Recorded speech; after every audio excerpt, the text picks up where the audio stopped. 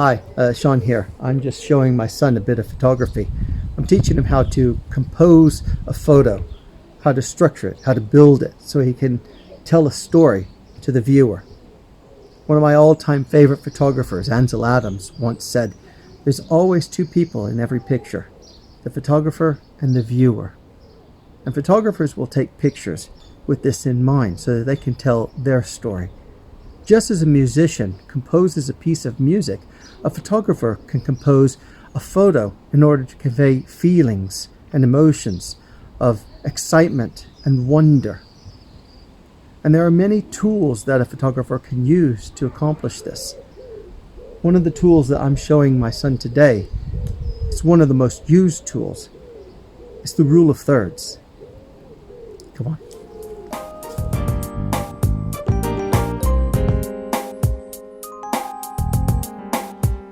Now, the rule of thirds is a technique that divides up the components of a scene in order to build a better picture for the viewer.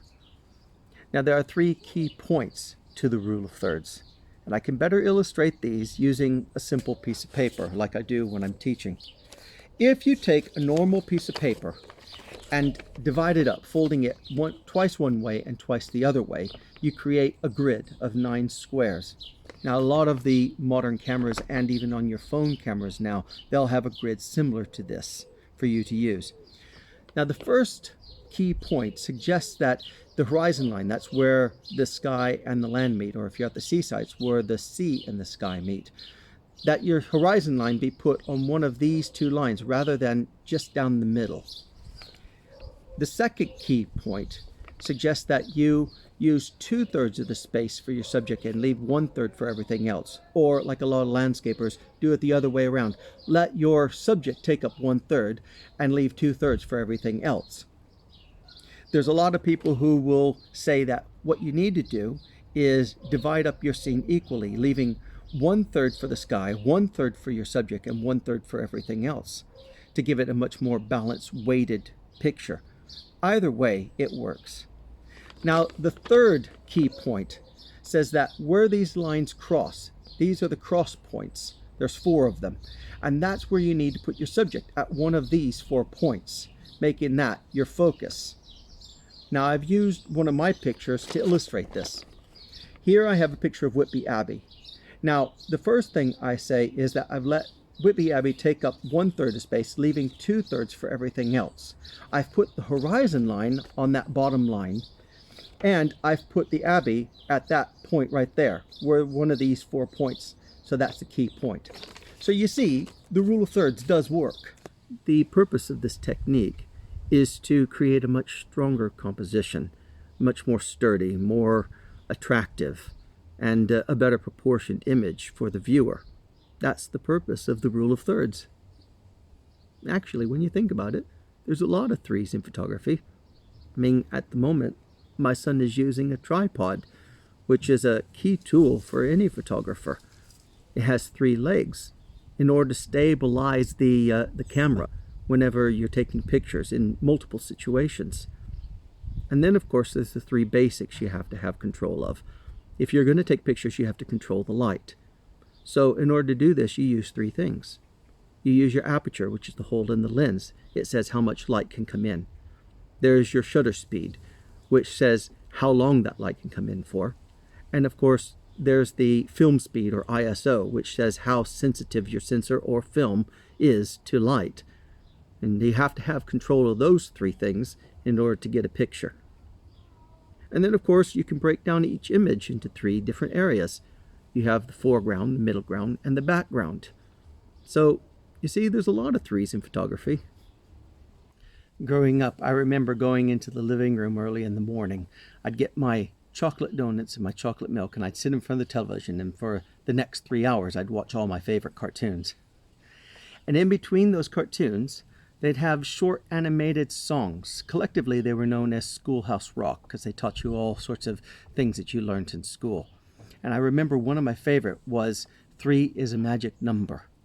And I know it's pretty much an American thing, but if you've never seen it, I'll put a link at the end of this video so that you can go and look at it. It's very 70s, but see what you think. But see, 3 is one of those numbers that shows up in life in all sorts of places. And 3 is used an awful lot in Christianity and in the Bible. Probably the most notable 3 is the Trinity, the Father, Son, and Holy Spirit, God in 3 and in 1. And I remember somebody using a banana to explain the Trinity to me. So I know it's a little bit of a diversion, but I thought I'd share this with you. Did you know that you can divide a banana up into 3 equal parts? Now then, if you take your finger and you go down the middle, you begin to see how it divides up into 3 equal parts all the way down. And I didn't know that until he showed it to me. There's a lot of 3s in Christianity. I suppose that my favorite and most relevant to me is actually a 3-letter word, joy. Joy is my faith-based rule of thirds. Now, we're familiar with joy as a name. I have a lot of friends named Joy. And of course, at Christmas time, joy is used all the time. And there are a lot of people who use joy and happiness interchangeably as if they mean the same thing. But I don't think that they do. You see, happiness is based on your happenings, the things that are going on at the time, your circumstances. So if good things are happening, then you're very happy. But if bad things are happening, then you're not so happy. I think joy is something that goes much deeper. And I'd like to illustrate that by using a story from when I was growing up as a young man in Texas. I had a friend who lived in the countryside, and I would often go and walk to visit him. On the way, I would pass this big field, and in that field was this magnificent, strong, tall pine tree. Now then, I would often sit underneath that pine tree because I loved it. One year, there was a huge fire, and it burned up that field and my beautiful pine tree. It was unsafe, so the firefighters had to cut it down, leaving only a stump. And every time I walked to my friend's house, I would pass that field and see that stump, and it would remind me of what it used to be like. One day, when I was passing by, I noticed that there was a little bit of green coming from the center of that stump. I walked over to investigate, and sure enough, it was the tree growing again from the center. It didn't depend upon its happenings, its surroundings, its circumstances. Its roots went deep. And as the weeks and months and years passed by, I saw that tree grow stronger and stronger. Now I've moved away, so I'm only assuming that it's grown to its full potential now and replaced the tree that used to be there. But again, its roots ran deep. Its joy ran deep, all the way to the source of its strength. There's a story in the Old Testament, in the book Nehemiah. Nehemiah was a priest, and he was speaking to the people of Israel. And a lot of bad things had been going on, and they had done a lot of bad things. And so he was speaking to them. They were all very upset. And he says in chapter 8, at the end of verse 10, "Do not grieve, for the joy of the Lord is your strength." And I think that's how a lot of Christians characterize joy. You see, it's a lot like that tree. Its roots went deep, and joy runs deep into the source of our strength. So what is that source? Well, it's God. Joy is also about priorities. Let me explain. If you were to take the word joy and break it down into its individual letters, the first letter is J. J stands for Jesus. Jesus is the first priority. There's a story in Matthew where Jesus is with his disciples, his friends, and they had been worried about all their provisions, about where they would sleep, about what they would eat, about their clothes. And Jesus said, you don't need to worry about that. God already knows what you need before you even ask. And then Jesus says to them in verse 33, "But seek first his kingdom and his righteousness, and all these things will be given to you as well." He was saying, you don't need to worry about those things because God's got that under control. Your first priority is to seek my kingdom. The second letter is O. O stands for others. As servants and ambassadors for Christ, We are to look after the needs of others and support them. And the last letter is Y, and that stands for yourself. You should always put yourself last. Now, there's a popular belief in culture today that you should always look after number one, that you should always look to meet your own needs before anybody else. And I don't think that's the right attitude.